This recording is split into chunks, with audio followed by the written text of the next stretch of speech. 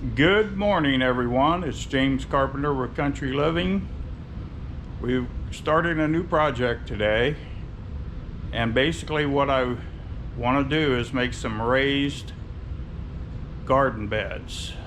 Okay, so I've been tossing around ideas for quite some time on how to do this, and then I've been using these IPC totes for other stuff. And it dawned on me, why don't I use the IPC tote for the raised garden? Okay, so initially it was an idea that popped into my head. And then I thought, whoa, wait a minute. Let's go on YouTube. And I searched IPC totes raised gardens, found several videos on the topic. Looked at all their ideas, compared it to what I had in mind. I'm still moving forward with what I have in mind, because the majority of people on YouTube are cutting them in half, and basically your raised garden's about 2 feet off the ground. Well, at my age, even 2 feet off the ground, sure, that helps, but there's still a lot of bending over to get down there and do weeds and so on. So I'm going to build mine with the entire IPC tote and with the raised garden more up towards the top. So as you see here, I'm taking, oh, by the way, you know me, Mr. Use scrap for everything.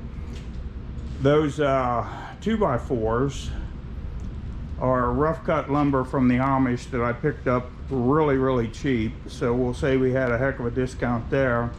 The IPC totes are food grade. I paid 35 bucks a piece for them. And what I'm doing is I'm cutting a 40-inch piece of 2x4. I'm drilling a hole approximately an inch or so in, and then I'm running these tie-down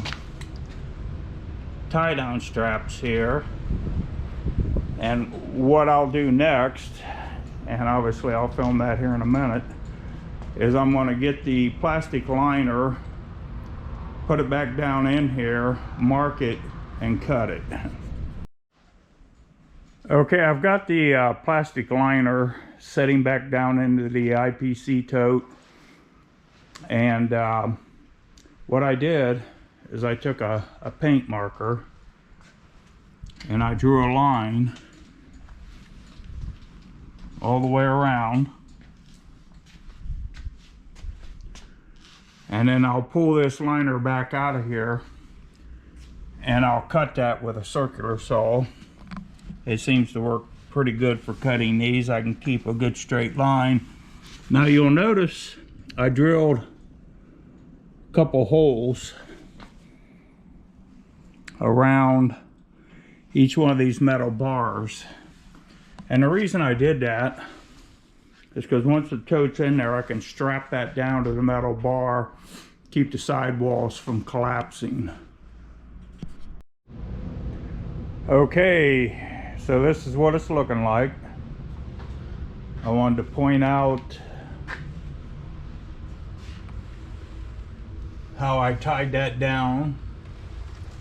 There's one on each rib. This is what they look like from the other side. Now, obviously I talked about I watched several videos, and people are, and there's nothing wrong with that, everybody's got their own personal choice, but I like simplicity. So they'll put a fill tube in, and then they'll wrap a tube down here in the bottom, and then they'll put gravel in there. Well, the only thing I have against that idea is once the soil that's in this container gets used of all nutrients, I plan to just dump it out and refill it with some of my own private stash mulch, which you'll see here in a little bit. Now, I just took my fill tube. As you can see, I held it off two inches or so, 2.5 maybe, from the bottom. So what I'll do is I'll just take my garden hose, stick it in there, let it start filling up, and then once it gets full, where to go? I drilled a hole in here. Oh, right here. Okay, I drilled one single hole. Let me back out so you can see how that leaves me about 6 inches of water in the very bottom. So once I put the hose in here, I just watch this weep hole, and when water starts coming out, I know I got 6 inches of water in the bottom of it. So I think we will be good at that point. So obviously I'm relatively tall, and this, it looks like it comes up to about, oh, that height there, whatever that is, probably 4 feet or so. It gives me really good working height. Now I'm not going to have to bend over whatsoever to pull weeds or do any of that kind of stuff. Now the only drawback to this is, okay, so your plants are in here, and then the plant gets bigger, but even then, with my height and stretching that arm up, I can still reach up considerably high. Okay, my intentions were to take the tractor, pick this up, take it over to my mulch pile, which the people here that are familiar with me know I have all that wood chip mulch. And I've got some that's composted down now for over 3 years, so it should be really good. I was hoping I could dump a scoop of it in there, but two things going on here today. One, it turned cold again.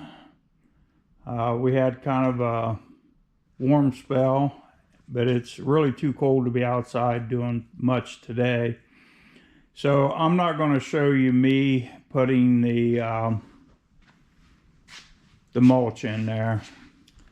I could show it in another video down the road, but the thing I like about this whole situation is I can take these raised garden beds, pick them up with the tractor, and set them outside the back door of my house, and then when the growing season is over, I can pick them up and store them somewhere else. All right. With that being said, I know I started this video out without the glasses, but the glasses sure help me when it comes to cutting and doing different things. You know, have a great day. I hope you enjoyed the video, and I'll talk at you later.